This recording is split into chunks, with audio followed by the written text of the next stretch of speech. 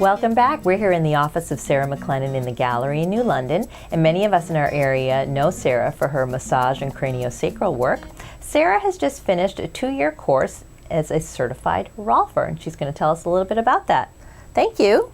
Thanks, Lynn. Thanks for joining us. So why would someone do rolfing as a therapy? So we've talked in the last 2 segments about that a little bit, but the thing we haven't really talked about is just what happens to us as we age. And so I think people who can really benefit from rolfing are people who would like to have a little more balance, a little more stability on their feet. Definitely see that. Stairs even can be difficult as we get older. Yep. And you know, the traditional, you know, posture that we see people getting into, you know, where everything is kind of bent, curved, you know, the head is forward on the shoulders. And when you're in that sort of posture, you know, gravity is very heavy and pushes, you know, or gravity seems very heavy when you're in this sort of posture. But if you can ask someone and teach them to learn to sit where everything is lined up, then the gravity flows through the body and it actually helps lift you up. As opposed to pulling you down. As opposed to pulling you down. That's amazing. And so that's part of rolfing, is not only the therapy, but teaching people to move differently, sit differently, get out of a chair differently, even walk differently. Exactly. Could I show a little what we would teach about sitting, just a little thing? So what we really focus on in teaching about sitting is we find the sitting bones. Yes. We find the feet. And then we allow the length of the body to come from the contact with the sitting bones and the feet, rather than posture that is using big muscles to pull your joints into alignment.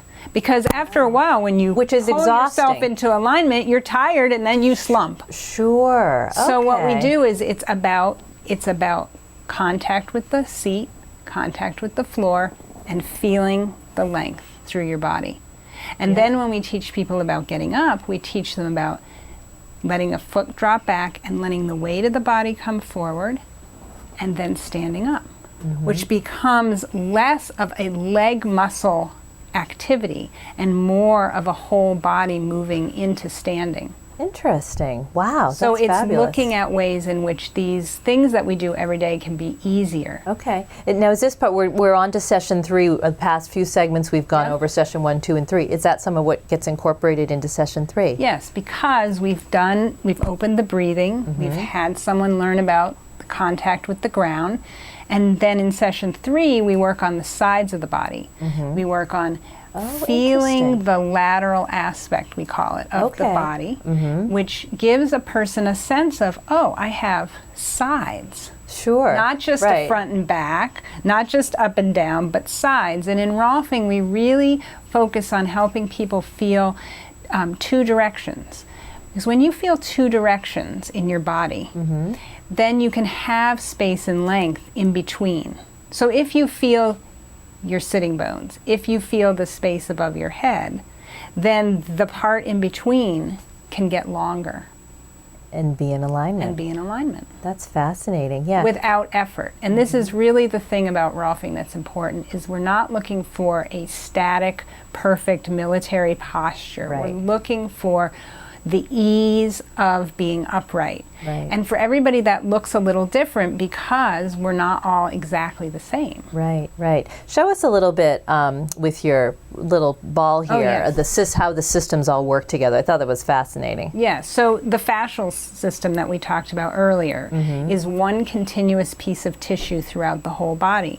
So when it expands, and this is what this is about, the whole body expands.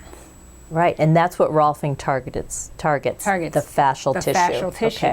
But watch, if I grab this part, it won't move. It won't expand because there's a restriction here. But the whole body won't expand. So it's not just that this little segment is stuck. The whole body gets stuck from one part being stuck. Wow, because it's all connected, Because of course. it's all connected. Yeah. Wow, that's amazing. Now, rolfing typically is 10 sessions. We've gone through the first 3. Yep. Why don't you talk a little bit about what the end of the therapy looks like? Okay, so after session, we do, the first 7 sessions are about differentiating the body.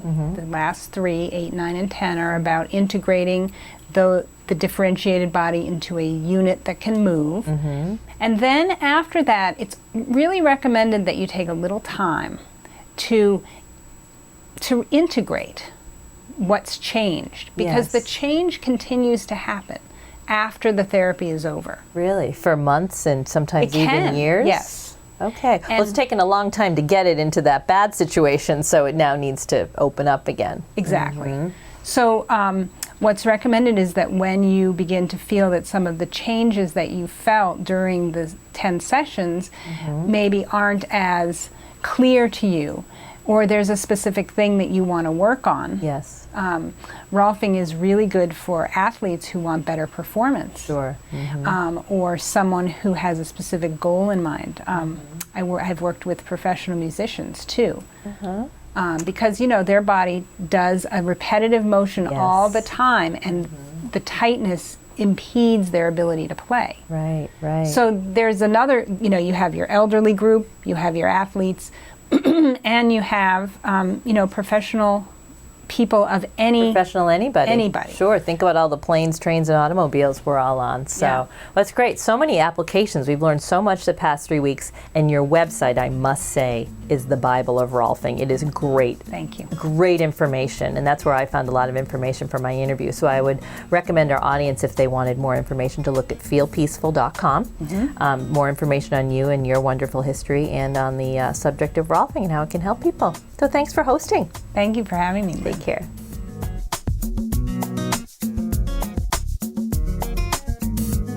Check out more videos from the Kearsarge Chronicle here. And don't forget to click subscribe to keep up with everything going on in the Kearsarge Lake Sunapee region.